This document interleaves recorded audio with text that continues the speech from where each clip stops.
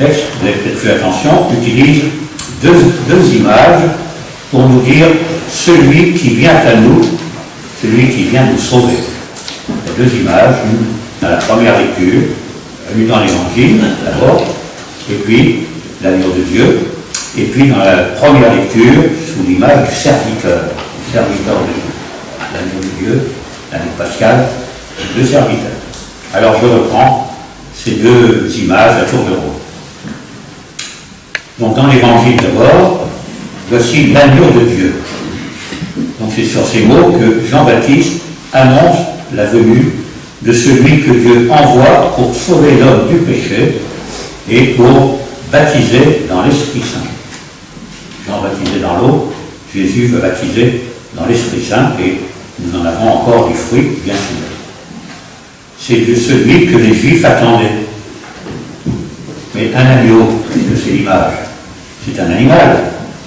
Mais c'est un animal qu'on offrait en sacrifice, au temps du Christ et même avant, dans le peuple d'Israël.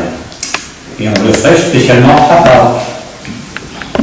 Donc, le titre, l'agneau pascal, l'agneau de Pâques, qu'on donne aussi à Jésus. Et tout cela pour nous dire que Jésus est bien celui qui donne la vie, qui donne sa vie pour nous nourrir, pour nous sauver, comme on dit. C'est-à-dire pour nous faire entrer dans le royaume de son Père, comme des enfants de Dieu que nous sommes appelés à être, j'allais dire, de mieux en mieux.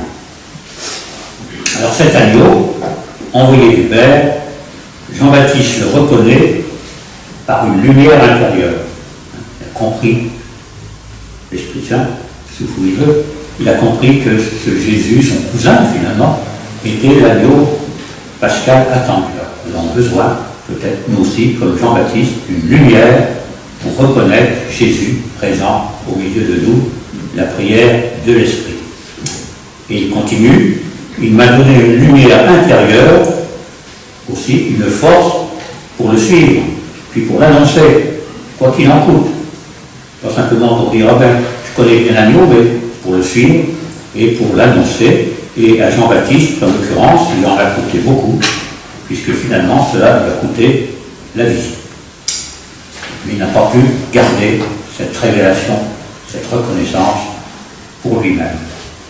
Peut-être que nous, il y a un appel pour nous ici, la parole de Dieu s'accomplit pour lui, mais Jean-Baptiste, et par lui qui révèle autour de lui, voici l'agneau de Dieu qui enlève le péché du monde, et c'est une affirmation qui est tellement forte que nous la rapprenons à chaque messe, avant de communier.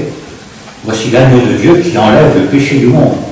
C'est cette phrase qui est, oui, tellement forte que nous avons besoin en quelque sorte de la répéter pour la faire nôtre, laisser pénétrer en nous.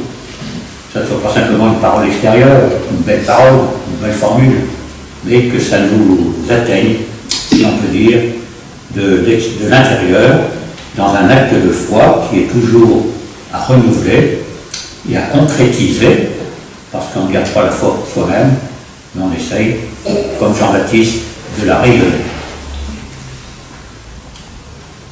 Alors j'en reviens maintenant à l'image qui était donc dans la première lecture du serviteur de Dieu, le peuple d'Israël qui a été choisi, élu par Dieu pour être son serviteur, sous les traits justement d'un serviteur de Dieu.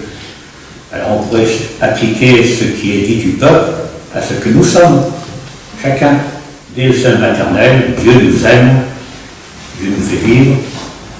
Dès le sein maternel, on est quelqu'un qui mérite le respect. Et, soyons passant, vu l'actualité, qui mérite de vivre, même dès le début. Nous avons du prix aux yeux du Seigneur. Il t'aime et te respecte. Aimez-vous, respectez-vous les uns les autres. Dieu aime chacun, et chacun a l'endroit au respect, sinon à l'amour. Jésus, c'est le serviteur, avec un S majuscule, et nous sommes à sa suite appelés à être des serviteurs au service du Père, comme Jésus nous en donne l'exemple, mais au service aussi du royaume du Père, jusqu'à donner sa vie, comme Jean-Baptiste a été au service de l'annonce de Jésus en donnant sa vie.